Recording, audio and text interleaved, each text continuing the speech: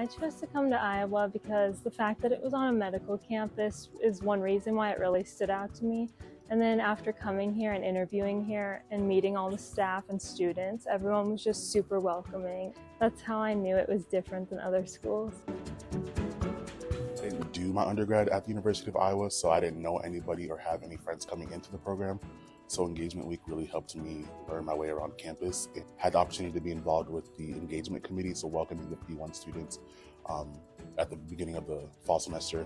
I've also been involved with the Diversity, Equity, and Inclusion Committee, so working with faculty member with the College of Pharmacy and just learning how to implement new policies and ways to make the college more inclusive. I'm also the president of the University of Iowa Student Society of Health System Pharmacists. The main way I've become involved is by getting my intern license right after I started here and getting a job at the hospital right across the street here.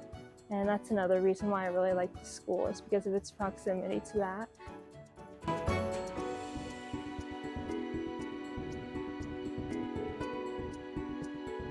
I also liked how the college implements the pods. So there's 4 pods where students might be assigned to, and then in each pod they have events throughout the year where you can again meet your classmates, have time away from school to learn and grow with your classmates.